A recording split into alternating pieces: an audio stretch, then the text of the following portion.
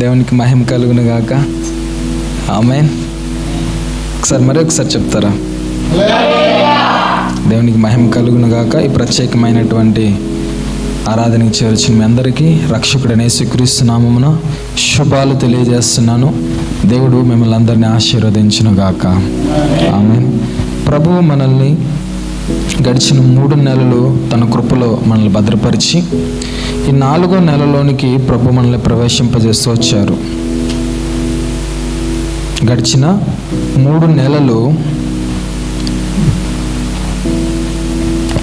ఆయన 3 నెలలంతా కాచి కాపాడుతూ అనేక ప్రమాదాలు, అనేక శ్రమలు, అనేకమైనటువంటి ఇబ్బందులు ఎన్ని కలిగినా సరే వాటన్నిటిలో నుండి మనకి క్షేమాన్ని, సమాధానాన్ని, నెమ్మదిని కల్పిస్తూ మనల్ని ఈ 2022 ఈ సంవత్సరపు ఒక కృపలో మనల్ని నడిపిస్తూ వచ్చారు. హల్లెలూయా. 3 మాసాలు అయిపోయాయి. 4వ మాసంలోనికి అడుగుపెట్టాం. దినాలు గడుస్తున్నాయి. ఏమండి, దినాలు ఏం చేస్తున్నాయి? మనమే ఆగిపోతున్నాం కదా. దినాలు ప్రయాణం చేస్తున్నాయి, సమయము పరిగెడుతుంది, కానీ మనిషి ఆగిపోతున్నాడు. మనిషి యొక్క బాధ్యతని మనిషి గుర్తుపెట్టుకోలేకపోతున్నాడు. మనిషి యొక్క బాధ్యత ఎప్పుడైతే మనిషి మర్చిపోతాడో, ఏం చేయాలో దాన్ని నిర్లక్ష్యం చేసుకున్నప్పుడు ఏం చేయకూడదో దాన్ని చేయడానికి మనిషి ప్రేరేపింపబడతా ఉంటాడు. అర్థమవుతుందని చెప్పేది? మనం ఏమి చేయాలో దాన్ని మనం నిర్లక్ష్యం చేసుకొని చేయక మానినప్పుడు మనం ఏమి చేయకూడదో దాన్ని చేయడానికి మనము ప్రేరేపింపబడతా ఉంటాం కదా. మన జీవితాలు ఆ విధంగానే కొనసాగుతున్నాయి. అది 100% వాస్తవం. మన యొక్క బాధ్యతని మనం మర్చిపోతున్నాం. మన యొక్క గురి, మన యొక్క లక్ష్యాన్ని మనం మర్చిపోతున్నాం. ప్రతి ఒక్కరి గురి, ప్రతి ఒక్కరి లక్ష్యము క్రీస్తు యేసుని మహిమపరచడం. హల్లెలూయా. క్రీస్తు యేసుని మహిమపరచడమే మన అందరి గురి, లక్ష్యమై ఉన్నది. అందుకనే భక్తుడైన పౌలు చెప్తున్నటువంటి మాట ఏంటంటే, మీరు ప్రతి విషయములోనూ దేవునికి కృతజ్ఞత చెల్లించుట క్రీస్తు యేసునందు దేవుని చిత్తము. ప్రతి విషయం, అది మంచి విషయమా, చెడు విషయమా, అది ఏ విషయమైనా సరే ఆ విషయంలో మీరేం చేయాలంట? కృతజ్ఞతాస్తుతి చెల్లించాలి. హల్లెలూయా. ఇప్పుడు నీకు కష్టం వస్తుందా? నీకు కష్టం వస్తున్నా సరే నువ్వేం చేయాలా? దిగాలు పడిపోయి ఏడుస్తూ ఉండాలా? నువ్వు దిగాలు పడిపోయి ఏడుస్తూ ఉంటే కష్టం తీరిపోద్దా? ఏమండి, తీరిపోద్దంటారా? కష్టం తీరదు. దానికి నువ్వు చేయాల్సింది ఒకటి ఉంది. మన జీవితంలో ఏదైనా ఒక ఇబ్బంది కలిగినప్పుడు మనం అలా దిగాలు పడిపోయి ఏడుస్తూ ఉంటాం. నువ్వు ఎన్ని రోజులు దిగాలు పడి ఏడ్చినా సరే దాని నుండి నీకు విడుదల వస్తుందా? నెవర్, ఎప్పటికీ రాదు. అందుకని వాక్యం సెలవిస్తుంది ఏంటంటే, చింతలన్నీ ఆయన మీద మోపు.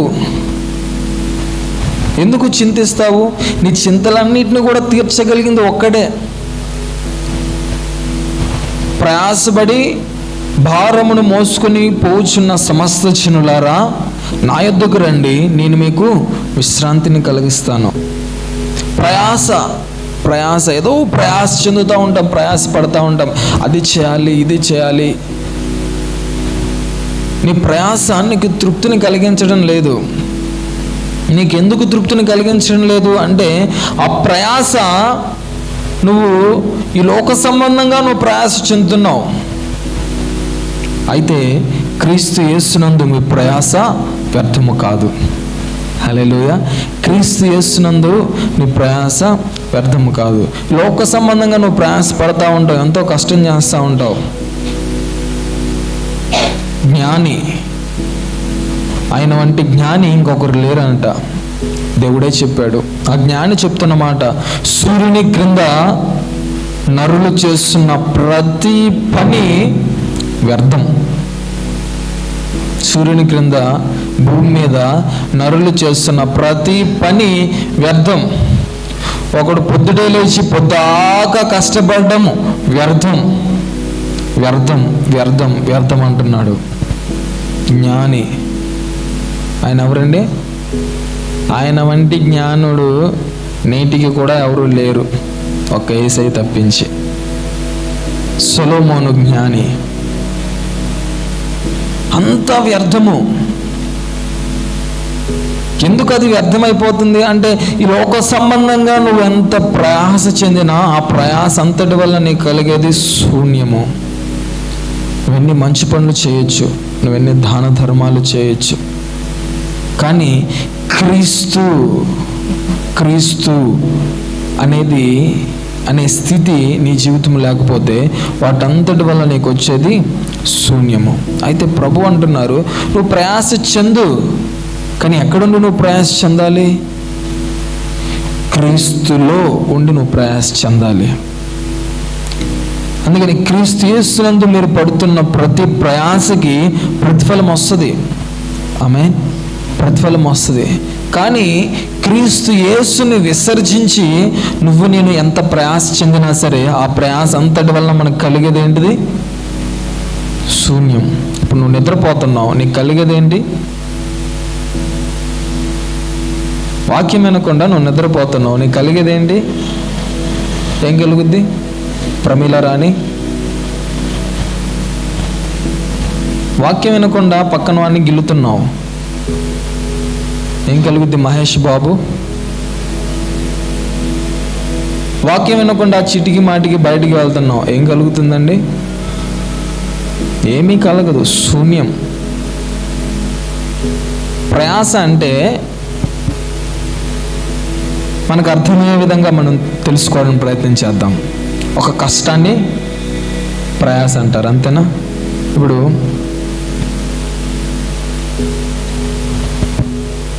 60 అడుగులు ఉంది చెట్టు. ఎన్ని అడుగులండి? 60 అడుగులు. 60 అడుగులు చెట్టు కాడ ఒక పట్టు. ఏంటిది అది? తేనె పట్టు. పగలు చూశాడు లాజర్ అన్న, రాత్రి బెటాలియన్ తీసుకొని వెళ్ళాడు. ఎన్ని గంటలకి? చాలా టైం, 11-12 గంటలకి. కింద పొగ పెట్టారు. చెట్టు చూడడానికి చాలా పెద్దది, ఏ కొమ్ములు లేవు, అలా పాక్కుంటూ చేతులన్నీ ఇవన్నీ కూడా గుచ్చుకొని, అవన్నీ మోళ్ళు గుచ్చుకొని ఆఖరికి ఎక్కాడు. ఎక్కి కోసాడు, తీసుకొచ్చాడు. రాత్రి ఏం తింటాడు కదా? సరేలే, పొద్దుటే పరగడుపున తేనె తాగితే వేడి నీళ్ళల్లో కలుపుకొని ఆరోగ్యానికి చాలా మంచిది అని విన్నారు. అలా చేద్దాం అనుకొని ఒక క్యాన్లో పెట్టాడు. క్యాన్ పైన మూత పెట్టలేదు. క్యాన్ తీసుకొచ్చి ఎవరికి ఇచ్చాడు? ఎక్కింది లాజర్ అన్న కదా, రాహేల్ అక్కకి ఇచ్చాడు. అక్కేం చేసింది? నిద్రమత్తులో అలాగే వెళ్ళి వంటగదిలో అలా పెట్టింది, పైన మూత పెట్టలేదు. వాళ్ళ ఇంట్లో మంచి సైజులో ఒకటి ఉంది. ఏంటిది అది? ఏముంది? పిల్లి. శుభ్రంగా మొత్తం పట్టుకెళ్ళిపోయింది. పొద్దున చూస్తే లేదు. ఏమైపోయింది? ఇప్పుడు అక్కడ పొద్దుటే లేచి ఎంతో ప్రయాసపడి రాత్రి నిద్ర మానుకొని కష్టపడి చెట్టెక్కి తీసుకుని వచ్చాడు. కానీ ప్రయాస ఏమైపోయింది? వృధా. నోటి దాకా వచ్చిందా? ప్రయాస పడుతున్నారు కానీ వస్తుందా నోటికి? ప్రయాస పడుతున్నారు, సుఖంగా ఉండాలని అనుభవిస్తున్నారా? ప్రయాస పడుతున్నారు సమాధానం కలిగి ఉండాలని. సమాధానాన్ని అనుభవిస్తున్నారా? ప్రయాస పడుతున్నారు కష్టాల నుండి విడుదల పొందుకోవాలని. ప్రయాస పడుతున్నారు ప్రతి ఇబ్బందుల నుండి తప్పించబడాలని. కలుగుతుందా? చివరికి దాని పర్యవసానం, చివరికి దాని యొక్క ముగింపు మనకి ఇంకా దుఃఖాన్నే తీసుకొని వస్తుంది తప్పించి సంతోషాన్ని, సమాధానాన్ని తీసుకొని రావడం లేదు. అయితే మరి ఏ ప్రయాస నీకు సమాధానాన్ని కలిగిస్తుంది? ఏ ప్రయాస నీకు విడుదలను కలిగిస్తుంది? ఏ ప్రయాస నీకు నెమ్మదిని కలిగిస్తుంది? అందుకనే ప్రభు అంటున్నాడు, ప్రయాసపడి భారాన్ని మోసుకొని పోచున్న సమస్త జనులారా నా యొద్దకు రండి, నేను మీకు విశ్రాంతిని కలిగిస్తాను. అలానే అంటున్నాడు, దేవుని యొద్దకు వచ్చేవారు ఆయన ఉన్నాడనియు, ఆయన ఆశ్రయించిన వారికి మేలు దయచేయువాడని నమ్మవలను కదా. ఇప్పుడు నువ్వు ప్రయాస పడుతున్నావు, కానీ అది ఈ లోక సంబంధమైన ప్రయాస కాదు, దేవునిలోనే నువ్వు ప్రయాస పడుతున్నావు. హల్లెలూయా. ప్రతి వారం సమయానికి నువ్వు మందిరానికి వస్తున్నావు, చక్కగా స్తుతి కీర్తనలు పాడుతున్నావు, చక్కగా వాక్యాన్ని శ్రద్ధగా వింటున్నావు. అన్ని పనుల్లో నువ్వు పాలు భాగస్సునిగా ఉంటున్నావు. కానీ ఆయన నీ జీవితంలో చేస్తాడని నువ్వు నమ్ముతున్నావా? హల్లెలూయా.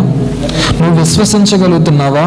నీ ప్రయాస క్రీస్తులో సఫలము కావాలి అంటే, నీ ప్రయాస క్రీస్తులో ఆశీర్వాదకరంగా ఉండాలి అంటే నువ్వు నమ్మాలి. ఆమేన్. నువ్వు నమ్మాలి.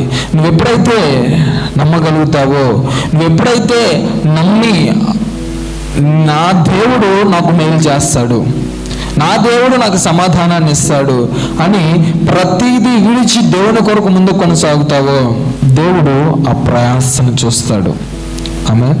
ఈరోజు దేవుణ్ణి విడిచి నువ్వు ఉన్నావేమో, ఈరోజు దేవునికి ప్రాధాన్యతనివ్వకుండా నువ్వు జీవిస్తున్నావేమో, దేవుని సన్నిధికి నువ్వు విలువనివ్వకుండా, దేవుని సన్నిధిని ఆరాధించాలి అనే ఆసక్తిని కోల్పోయి ఈ లోక సంబంధమైన కార్యకలాపాల నిమిత్తమే, ఈ లోక సంబంధమైన స్థితుల నిమిత్తమే నువ్వు ముందుకు కొనసాగుతున్నావేమో.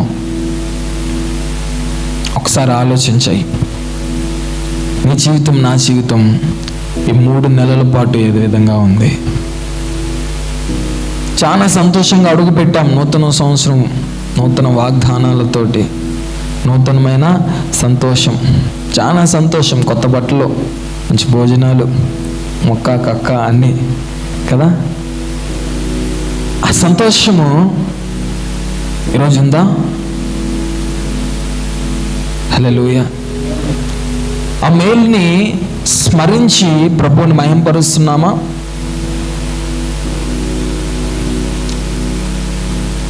ప్రగతి పదము అభివృద్ధిలోనికి వెళ్తున్నామా?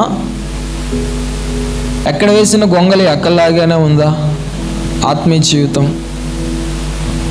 హల్లెలూయా. వాక్యదానంలోనికి వెళ్దాము. యోహాను సువార్త 15వ అధ్యాయము మొదటి వాక్యము. బైబిల్ కలిగిన వారందరూ మీరందరూ ఖచ్చితంగా తీయాలి, దేవుని వాక్యాన్ని చదవాలి. ఎంతమంది ఈరోజు దేవుని ఒక వాక్యాన్ని చదివి మీ దినాన్ని ప్రారంభించారు?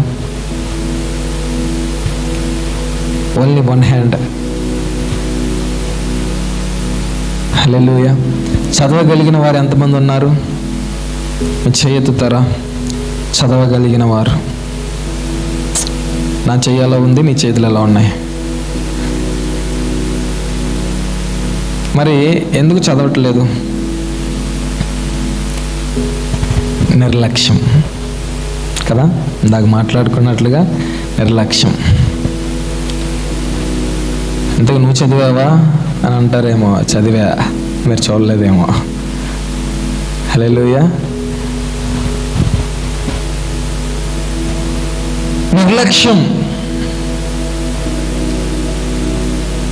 నిర్లక్ష్యానికి కారణం, హల్లెలూయా, ఈరోజు ఒక వ్యక్తి నిర్లక్ష్యంగా ఉండడానికి కారణం ఏంటంటారు? ఇప్పుడు వాడున్నాడు, వాడి పేరు చరణ్. వాడి పేరు చరణ్. ఇక నేనేం చేస్తున్నాను చెప్పండి మీరంతా? వాక్యాన్ని ప్రకటిస్తున్నాను. వాడేం చేయాలి? శ్రద్ధగా వినాలి. మీరంతా అలానే కదులుతున్నారా? పాకుతున్నారా మీరంతా? వాడెందుకు పాకుతున్నాడు? అడిగి తెలియదా? వాడు వాళ్ళ పక్కింటికి వెళ్తాడు. వెళ్ళావు ఎప్పుడైనా? అక్కడ ఏంటది, మంచి సినిమా వస్తూ ఉంటుంది. మహేష్ అంతేనా? చెప్పరా మహేష్గా. సినిమా చూస్తున్నప్పుడు వీడు అలానే అలా చూశాడా? అలా చూశాడా? ఫస్ట్ నేను చేసినట్టుగా ఉన్నాడా? రెండోసారి చేసినట్టుగా ఉన్నాడా? అంతేనా బక్కి? అలానే ఉంటావు కదా. సినిమా కనుగప్పు కూడా వేయం, సీన్ మిస్ అయిపోతామని. కానీ వాక్యంలో పిలకలేస్తూ ఉంటాం, జుట్టు గిల్లుతూ ఉంటాం. హల్లెలూయా. దానికి నేను పెట్టిన పేరు నిర్లక్ష్యం. అది నీకు రావడానికి కారణం గర్వం. నీకు గర్వం ఎందుకు వచ్చిందంటే ఏం చేయరు కదా. ఇప్పుడు అదే చరణగాడు పాకుతూ ఉన్నప్పుడు వాళ్ళ అమ్మ లాగి పెట్టి ఒకటి కొడితే కాముగా అక్కడే ఉంటాడు. వాళ్ళ నాన్న ఈడ్చి 2 తంతే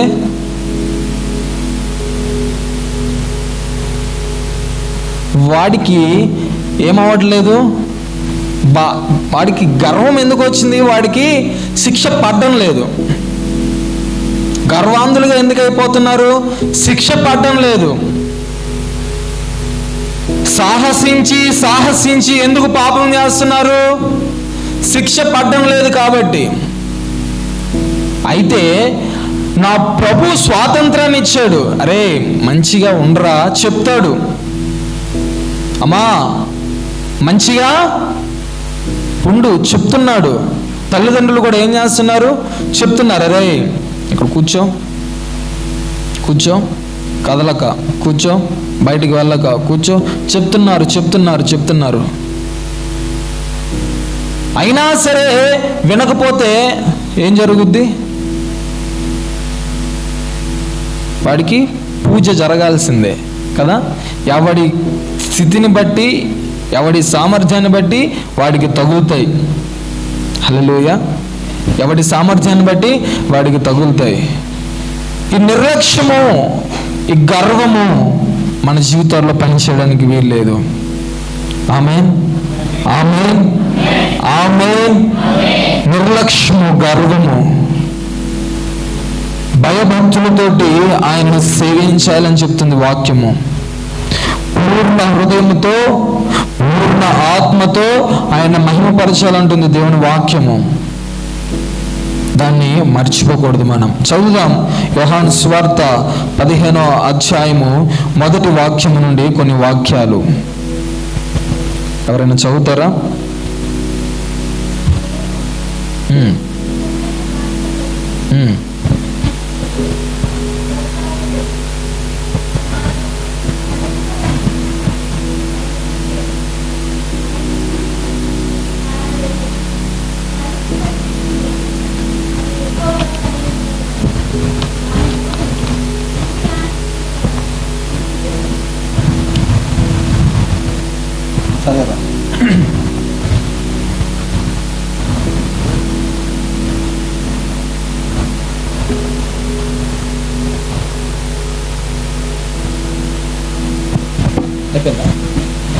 నేను చదువుతాను చూడండి.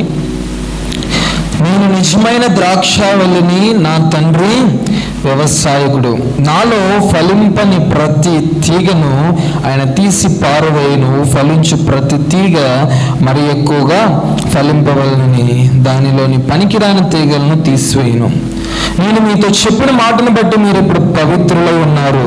నా యందు నిలిచియుండుడి, మీ యందు నేనును నిలిచియుందును. తీగ ద్రాక్షావల్లిలో నిలిచి ఉంటేనే గాని తనంతట తానే ఎలాగూ ఫలింపదో, అలాగే నా యందు నిలిచి ఉంటేనే కానీ మీరును ఫలింపరు. ద్రాక్షావల్లిని నేను, తీగలు మీరు. ఎవడు నా యందు నిలిచిండునో, నేను ఎవని యందు నిలిచిండునో వాడు బహుగా ఫలించును. నాకు వేరుగా ఉండి మీరేమీ చేయలేరు. హల్లెలూయా, హల్లెలూయా. వాక్యము మనకి స్పష్టంగా తెలియపరుస్తుంది.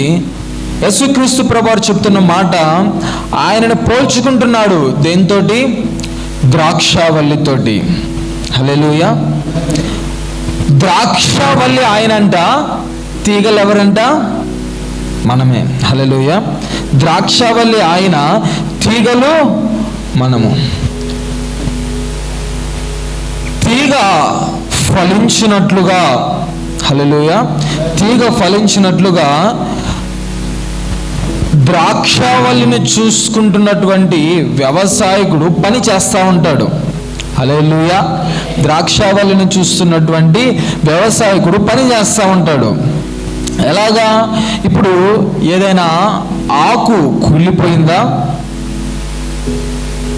ఏదైనా ఆకు డ్యామేజ్గా ఉందా, ఏం చేస్తాడు? ఈ ఆకుకు వచ్చినటువంటి తెగులు ఇంకొక ఆకుకు రాకూడదని, ఈ కొమ్మకు వచ్చినటువంటి తెగులు ఇంకొక కొమ్మకు రాకూడదని దాన్ని కట్ చేస్తారు, విరిచేస్తారు, తీసేస్తారు.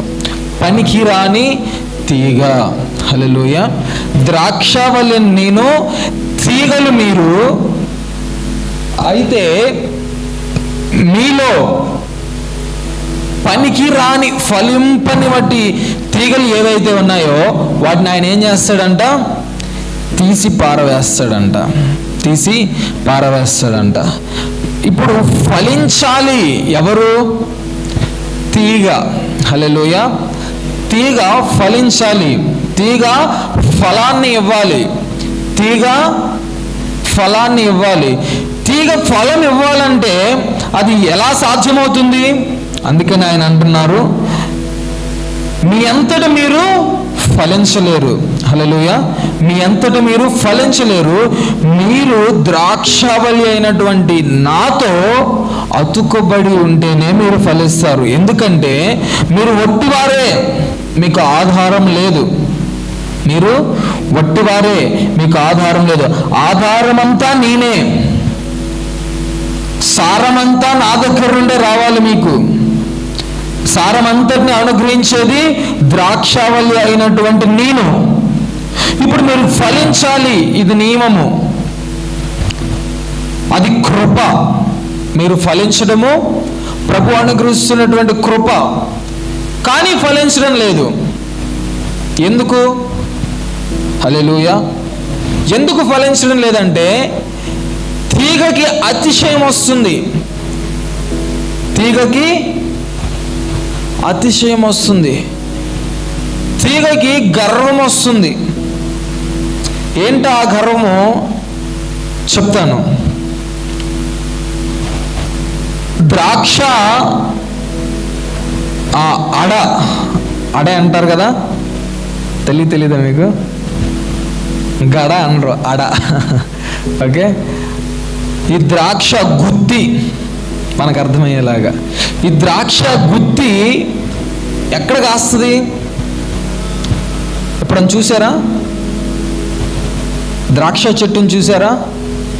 ద్రాక్ష చెట్టు ఆ తీగలు ఫామ్ అవుతాయి, వాటికి పందిర్లు వేసుకుంటారు కదా, ఆ తీగలు ఫామ్ అయినప్పుడు ఆ తీగకి కాస్తుంది ఈ ద్రాక్ష గుత్తి, ద్రాక్ష అడలు. ఇప్పుడు తీగకి ఎందుకు అతిశయం వచ్చింది? నేనే కాస్తున్నాను, నేనే ఇస్తున్నాను, అంతా నన్ను బట్టే. ఏమనుకుంటుంది? అంతా నన్ను బట్టే.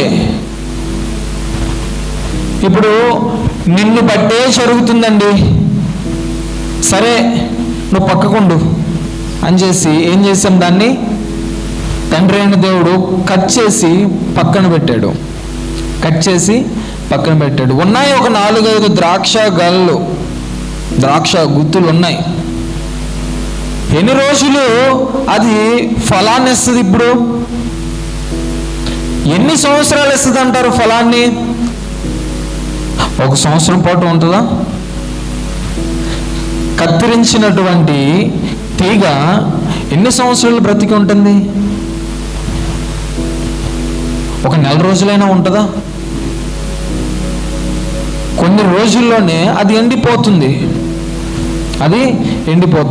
ఈ గర్వము, అతిశయము అనే పనికి రాని తీగ. హల్లెలూయా. ఇప్పుడు ద్రాక్షావల్లి యేసుక్రీస్తు ప్రభువారై ఉన్నారు, తీగలు మనం అందరమై ఉన్నాము. మొట్టమొదటి కృప ఏంటంటే మనమందరము ఫలించాలి. ఫలించాలి అంటే ప్రభు చెప్తున్నటువంటి మాట, నువ్వు ద్రాక్షావల్లితో అంటుకట్టబడి ఉండాలి, నువ్వు ద్రాక్షావల్లిలో నిలిచి ఉండాలి. హల్లెలూయా. వాక్యం స్పష్టంగా చెప్పినటువంటి మాట చూద్దాము. 5వ వాక్యము, ద్రాక్షావల్లిని నేను, తీగలు మీరు.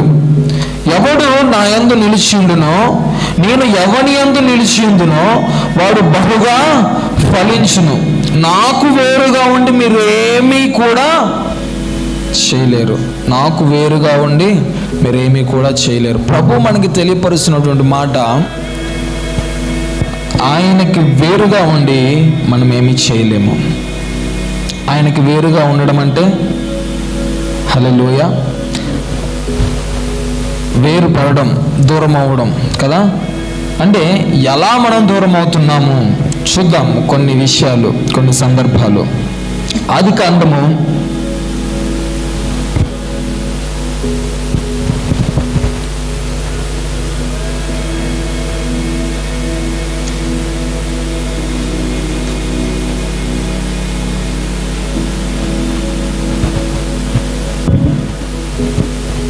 12 మీరందరూ ఆసక్తి కలిగి ఉండాలి. హల్లెలూయా. ఆదికాండము 12వ అధ్యాయము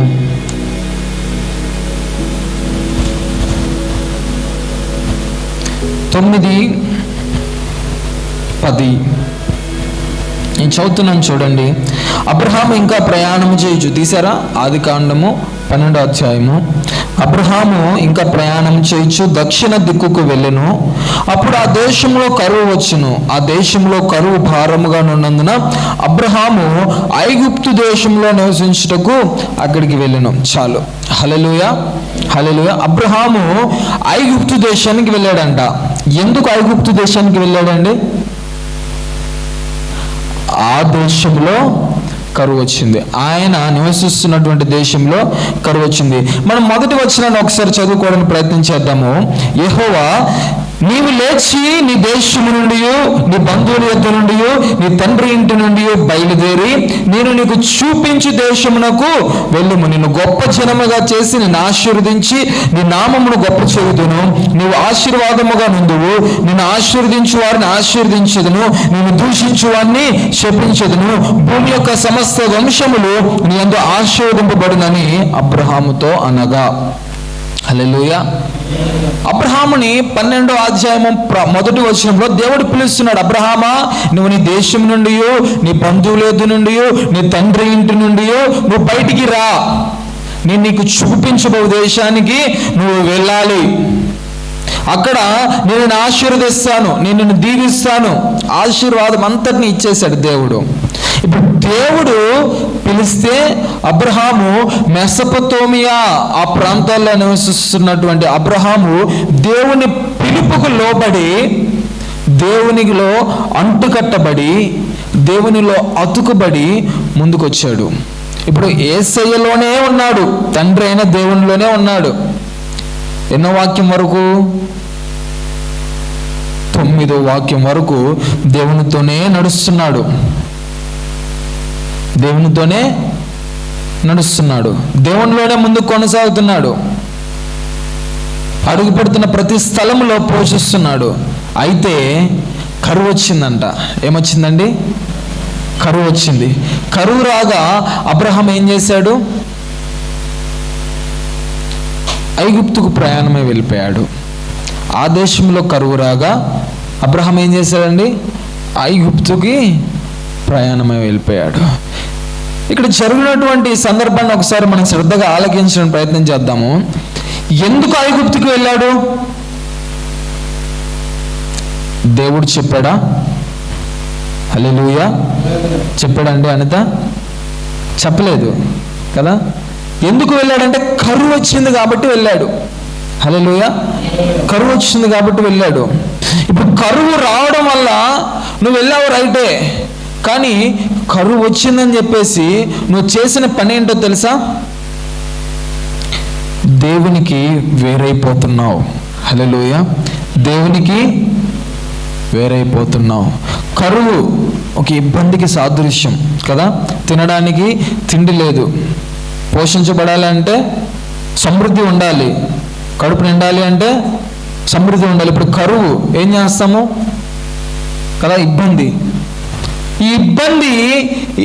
ఈ ఇబ్బందిని బట్టి నువ్వు తీసుకున్నటువంటి నిర్ణయము నిన్ను దేవునికి దూరపరుస్తుంది. హల్లెలూయా. దేవునికి దూరపరుస్తుంది. నిన్ను పిలిచిన దేవుడు ఏం చూసి బయటకు వచ్చావు నువ్వు? అబ్రహామా బయటికి రా అంటే వచ్చావు, రైట్, చాలా గొప్పవాడివి, విశ్వాసులకు తండ్రివి, అన్నిట్లో మంచిగా ఉన్నావు ప్రారంభము. కానీ కరువులో పోషించలేడా?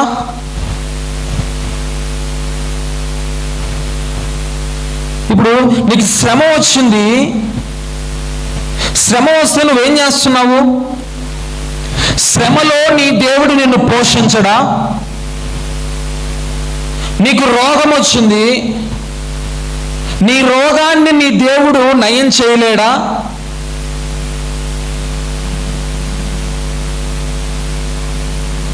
నీకు శోధన వచ్చింది, శోధనలో నుండి ఆయన తప్పించలేడా?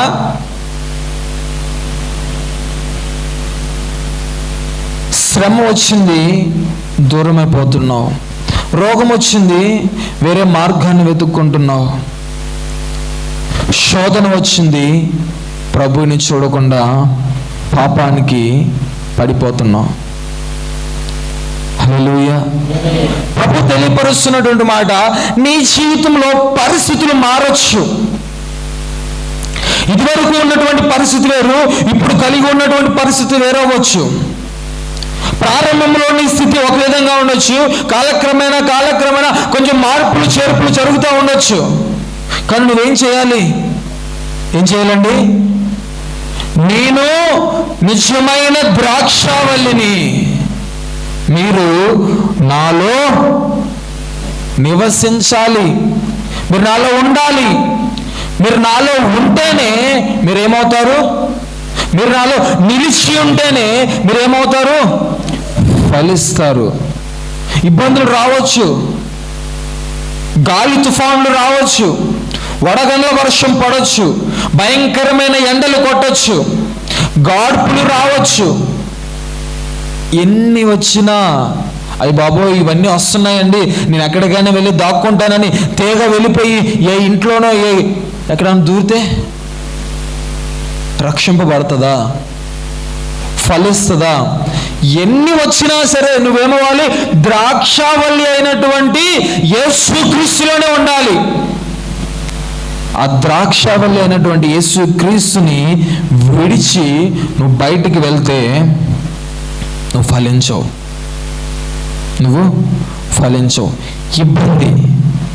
ఇబ్బంది. అబ్రహాము జీవితంలో మనం చూసినట్లయితే దేవుడు ఫలభరితమైనటువంటి స్థితిని, సారాన్ని అనుగ్రహింపజేస్తున్నాడు. కానీ కొంచెము కరువు వచ్చింది. ఏం చేశాడు? దూరమైపోయాడు. దూరమైపోతే ఏమొస్తుంది? శ్రమ. నువ్వు శ్రమ అనుకొని దూరం అయిపోయావు, కానీ నువ్వు దూరం అవడమే నీకు ఇంకా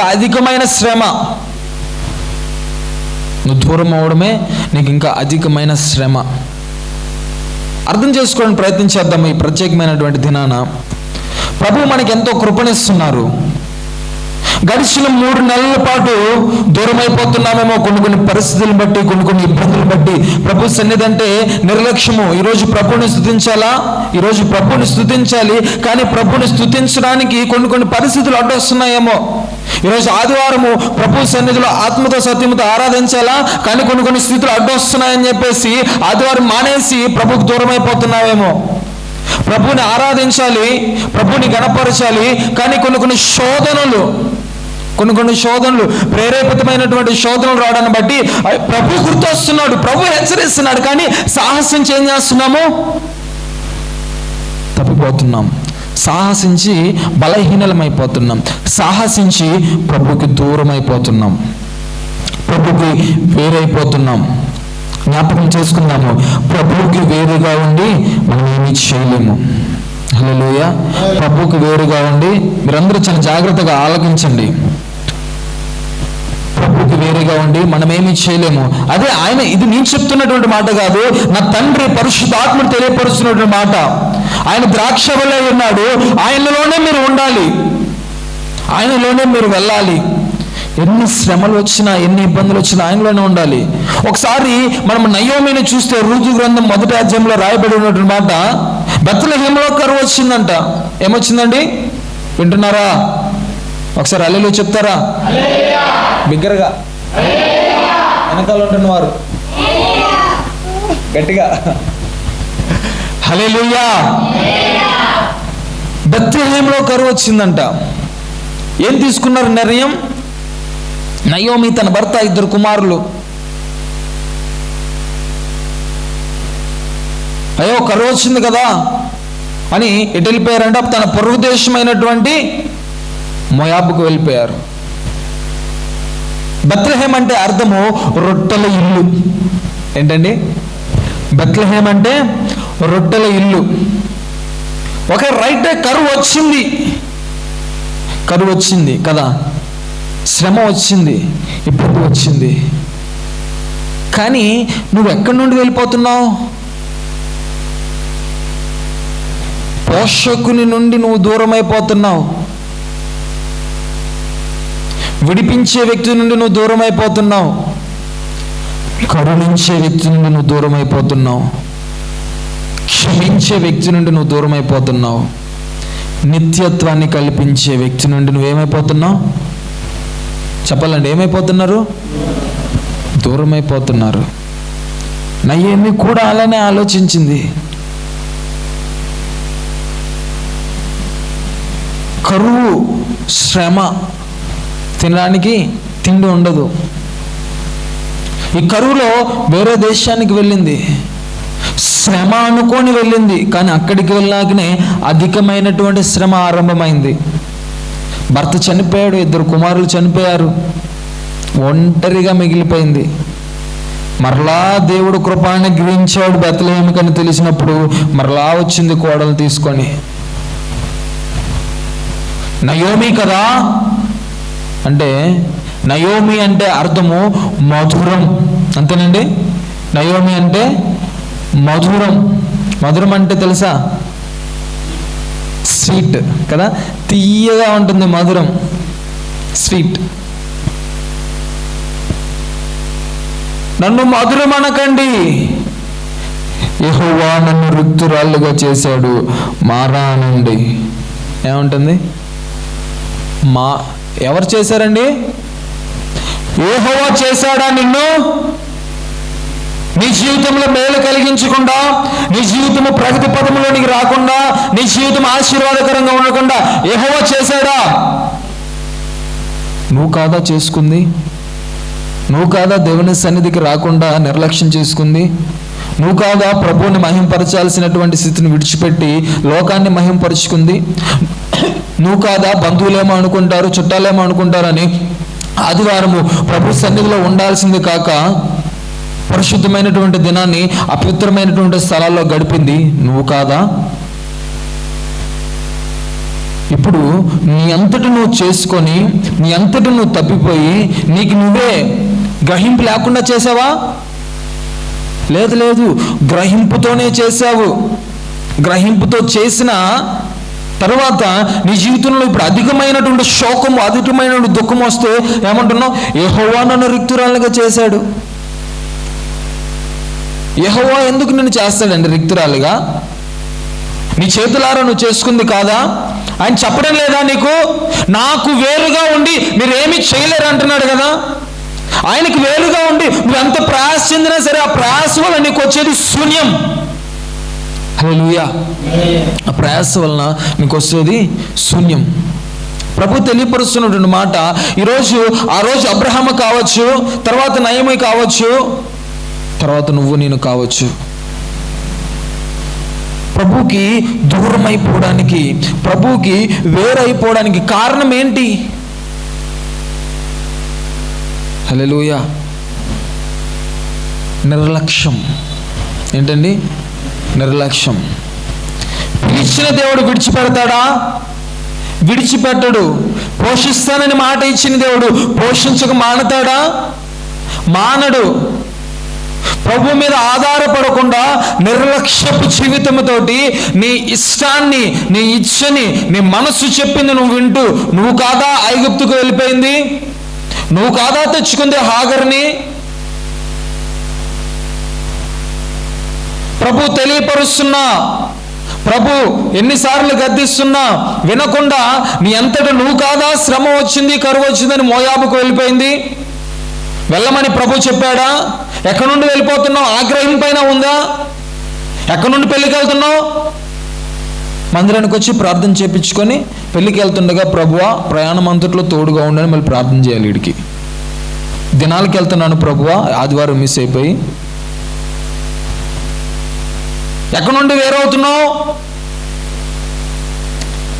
దేవుని సన్నిధి యేసయ్యలోనే నువ్వు వేరైపోతున్నావు. ఇప్పుడు నీ అంతటి నువ్వు వేరైపోయి ప్రభు నాకేమీ చేయలేదు, ప్రభు నన్ను రిక్తురాలుగా చేశాడు, మా జీవితాలు ఎలా ఉన్నాయి, మాకు అప్పులు ఎలా ఉన్నాయి, మా శ్రమలు ఎలా ఉన్నాయి, మాకు ఆదరణ దొరకడం లేదు, మా కుటుంబంలో సమాధానం దొరకడం లేదు, మా కుటుంబంలో నెమ్మది దొరకడం లేదు అంటే ఎలా దొరుకుద్ది? ఎలా వస్తుందండి? ఎలా పొందుకుంటాము? నువ్వు ఆయనలో ఉంటేనే కదా నువ్వు పొందుకోగలిగేది. ఆయనకి వేరుగా ఉండి నువ్వు నేను ఏ ఒక్కరు కూడా ఏది చేయలేరు.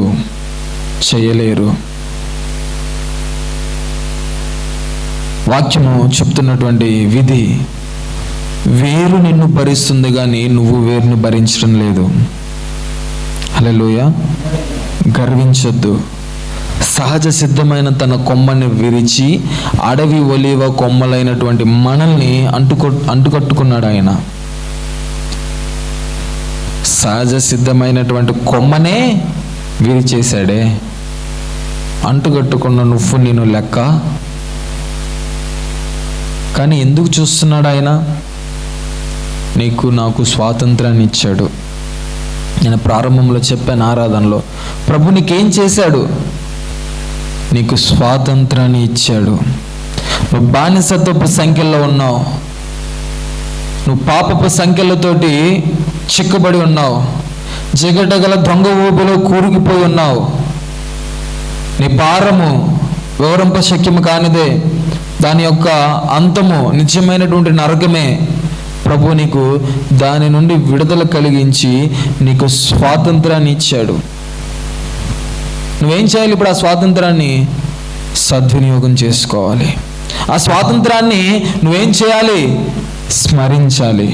ఆ స్వాతంత్రాన్ని బట్టి నువ్వేం చేయాలి? ప్రభువుని మహింపరచాలి. ప్రియమైనటువంటి దేవుని ప్రజలారా, జాగ్రత్తగా వాక్యాన్ని భద్రపరచుకోవడానికి ప్రయత్నం చేద్దాం. ఆయన ద్రాక్షవల్లి, మనం తీగలం. ఆయనలో నుండి మనకి సారము రావాలి, ఆయనలో నుండి మనకి కృప రావాలి, ఆయనలో నుండే మనకి సమస్తం వస్తుంది. కాబట్టి నువ్వు గ్రహించాల్సింది ఏంటంటే, ఆయనకు వేరుగా ఉండి నువ్వేమీ చేయలేవు. సాధారణంగా మనుషులందరికీ శోధనలే కలుగుతాయంట వాక్యం చెప్తుంది. నువ్వు ఏదో పెద్ద అని నువ్వు ఫీల్ అవ్వకు. నాకే ఇన్ని శ్రమల, నాకే ఇన్ని ఇబ్బందుల. శ్రమ నో ప్రాబ్లం, నా యేసయ్య ఉన్నాడు, భయపడాల్సినటువంటి అవసరం లేదు. ప్రభు మనకి తెలియపరుస్తుంది, నువ్వు 3 నెలల పాటు ఆయనకి వేరుగా ఉండొచ్చు, కానీ ఇప్పుడు ప్రభు చెప్తుంది, ఆయనకు వేరుగా ఉన్న నువ్వేమీ చేయలేవు, ఆయనలో నిలిచి ఉండు. ఆమేన్. ఆయనలో నిలిచి ఉండు. పక్కన వారితో చెప్పండి, ఆయనలో నిలిచి ఉండు. హల్లెలూయా. నువ్వు ఆయనలో నిలిచి ఉంటే నీకు ఆయన యొద్ద నుండి సమస్తం అనుగ్రహింపబడుతుంది. ఆమేన్, ఆమేన్. నువ్వు ఒకవేళ ఆయనలో నుండి దూరం అయిపోయావా, దానికి కారణం నీ గర్వము, నీ అతిశయము, నీ ఇచ్ఛలు. విడిచిపెట్టు వాటిని. ఒక నిబంధన చేసుకో.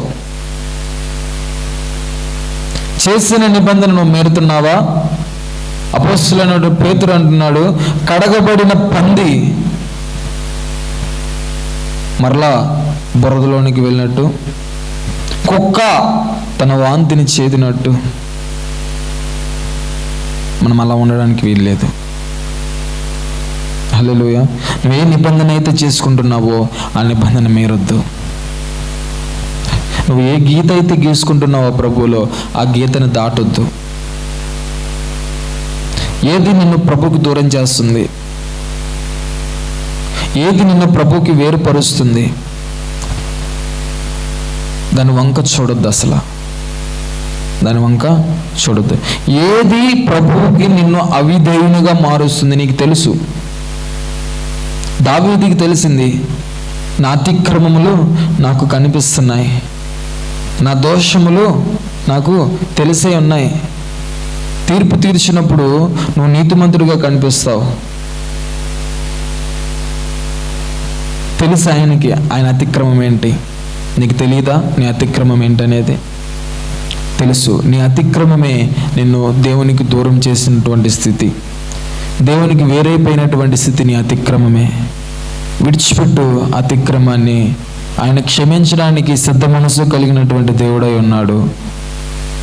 నీలో పనికి రానటువంటి ఆ తీగలను ఆయన తీసేస్తాడు. ఆయనకి నిన్ను అప్పచెప్పుకో. ఆయన నిన్ను ఆయనలో అంటుకట్టుకుంటాడు. ఆయన సారాన్ని నీకు ఇస్తాడు, నిన్ను ఫలభరితంగా మారుస్తాడు. ఆమేన్. దేవుడి మాటలు మన వెనుకట్లో ఫలభరితంగా మార్చునుగాక. మోకరిద్దాం, ప్రార్థన చేసుకుందాం.